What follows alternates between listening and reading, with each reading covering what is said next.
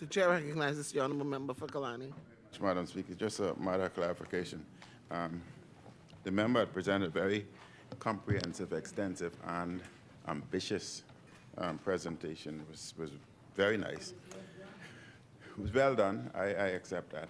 But I'm a bit confused on one point. The Prime Minister had announced previously that he was going to complete by the end of 2023 a 20-megawatt solar plant. And depending on the technology that's utilized, so 1 megawatt would require 5 to 10 acres of property.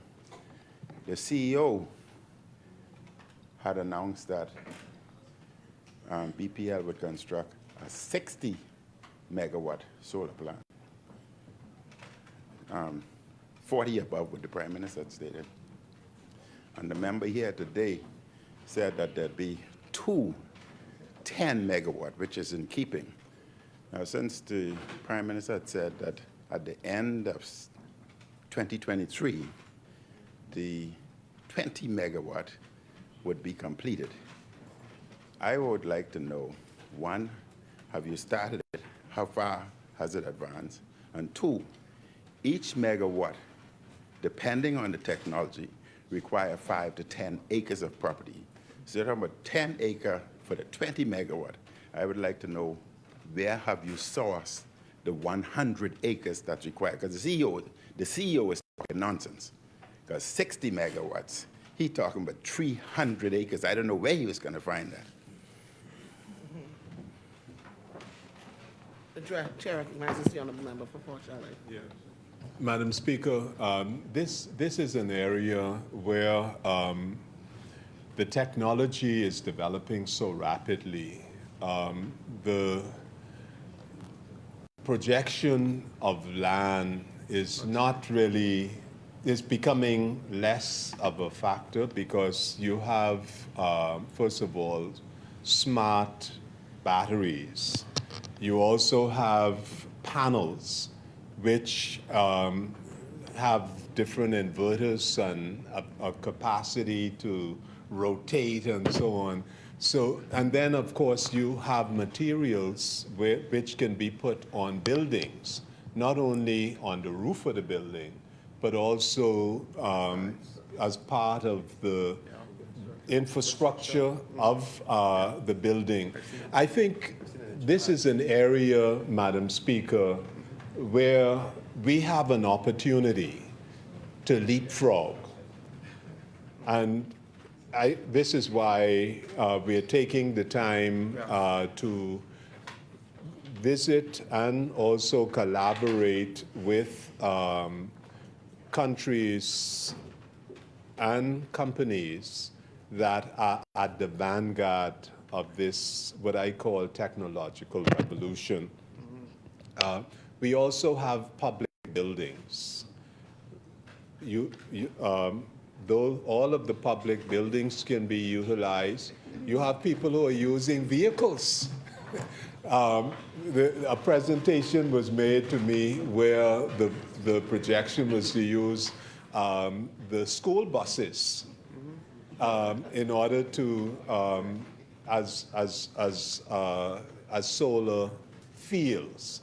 So I think that we need to collaborate, and this is really where the government, and when I say, I'm talking about all of us, right, irrespective of size, are exposed to information, ideas, and have contacts, need to utilize these contacts so that we can make a quantum leap as a country.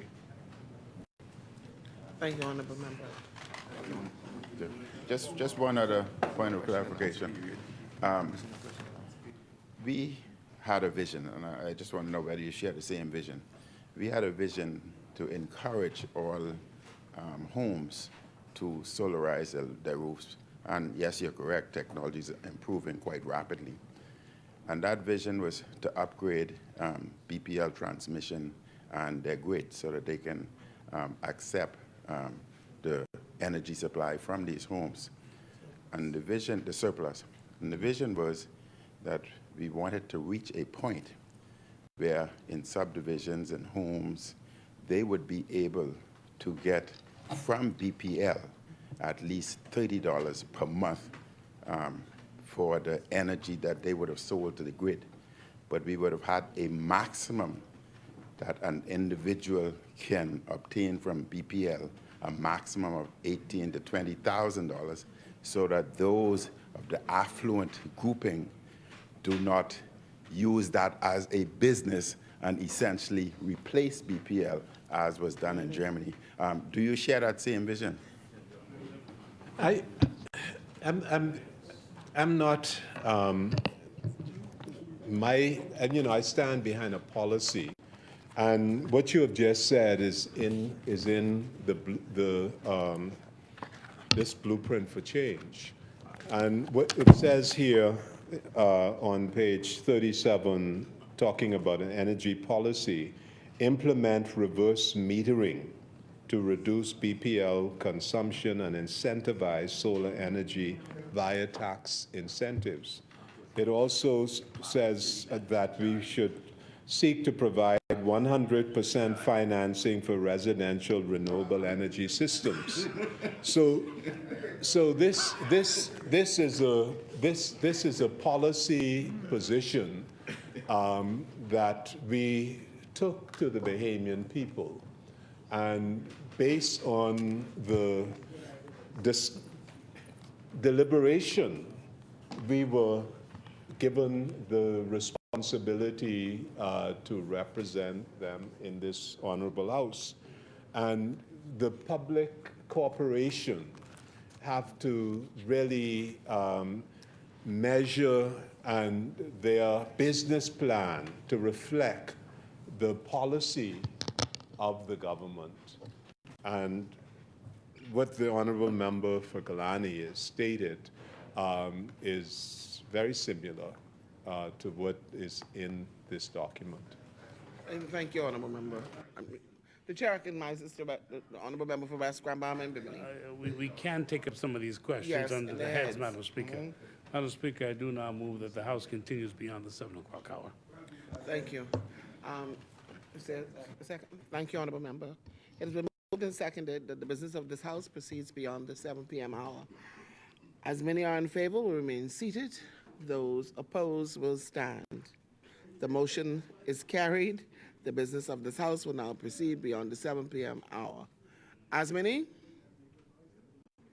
The chair recognizes the Honorable Member for Baines and Grandstown.